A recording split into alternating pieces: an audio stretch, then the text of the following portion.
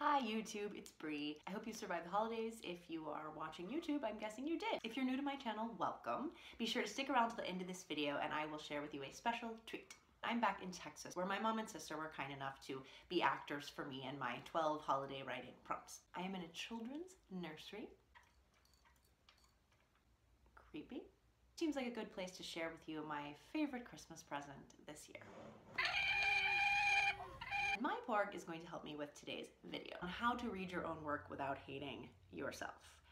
This is all very real to me in my life this week because something happened while I was in Texas with my family for the holidays. I received a package in the mail and the package held my first pass pages. First pass pages are when you have finished your manuscript, it has gone to the copy editor, and the pages have been typeset, the designer has worked on them, and they are mailed to you for you to do a first pass. This is when you catch typos, any little changes, but nothing major because it's too late for that. ARCs are made of first pass pages, those go out into the world, and soon your book is being read by people you've never even heard of. I was very excited to get these pages, so I took my mom's car to a little cafe I like in Dallas, and I ordered a glass of wine, and I felt like I've arrived. I'm an author sitting in this beautiful artsy little cafe with my manuscript and a pencil ready to make last changes before my book goes out into the world.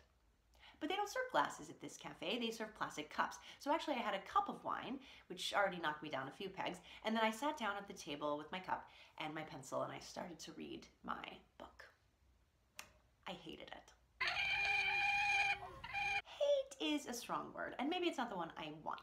But I didn't love it. I guess I thought that it would feel magical to sit with my cup of wine and read this story that I have been working on for years and that's about to come out into the world. And it didn't feel magical. It felt kind of boring. So that was humbling and sobering. Not that I needed to be sobered, I only had a cup of wine.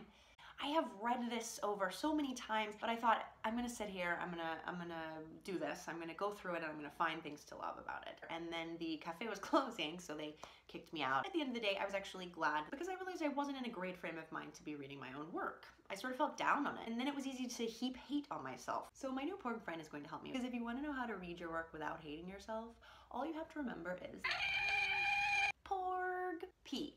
Put it away. This decision was made for me at the cafe. I think I would have sat there for several more hours beating up on myself, finding more and more to hate with each passing page, and instead I drove home and I went to sleep. I'm gonna choose to do it when I'm not tired and hungry and it's late at night. If you're feeling really down on yourself, put it away. Put it away until you feel the time is right to try it again. Trick number 2, own it.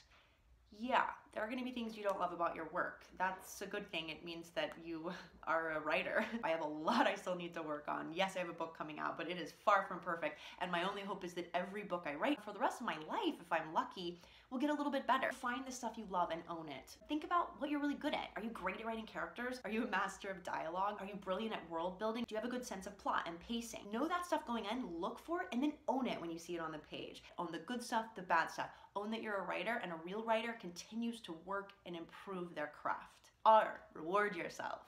I am not above bribing myself. I absolutely think that's a way to sometimes push through. For me, it was a cupcake at the cafe where I had the cup of wine. It was a real cupcake, it wasn't plastic. Find things that you're excited about, that you look forward to, and give those to yourself as treats for reading through whatever, 10 pages, 50 pages, the whole manuscript. Give yourself a carrot at the end to be working toward. G, give it away. This is a tricky one because you don't want to just give your words to anyone.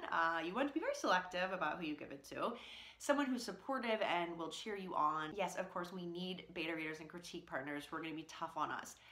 But there are also times in this whole process where it's just nice to have someone remind you of the stuff you're doing really well. Have them read a little bit of it. Give them something. My first pass pages, I ended up in a text thread with a friend of mine. I was telling her how disappointed I was, and I took a picture of the manuscript just to show her what it looked like on this table, right, where I was working.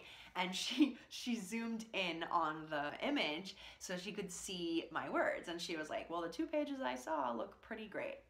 So that was awesome and it made me feel better. She was like, stop it, you're being hard on yourself. The other thing I gave as a part of this process of reading the first pass pages made me really happy, and it was that my sister, this was the first time she had seen how Heart of Thorns is going to look when it's all printed. Gave it to her and said, why don't you look at this? And she flipped the page and there was the dedication, and the dedication is to her. Because she's my young adult. She's the reason I write young adult. She's brilliant and hilarious and fun and warm and funny and just, she's the best. So that moment of getting to see her reaction to this thing I wrote, that yeah, it's not perfect. It's my first book, of course it's not perfect, but she was so proud to be in there. She was so proud to know I wrote it for her. Remind yourself of who you write for and who you're telling the story to. Remember that it's a gift, and that the more you get mired in your own insecurities about it and worries, the more you tend to forget that you are giving people great things when you give them a story. Thank you guys for hanging out with my P.O.R.G and me. P.O.R.G! Please like this video, share it, subscribe to my channel. I have to leave this nursery right now because I'm an adult. If you sign up for my mailing list before January 1st, you will be entered in a special giveaway for a $30 gift card. Thank you so much for being here.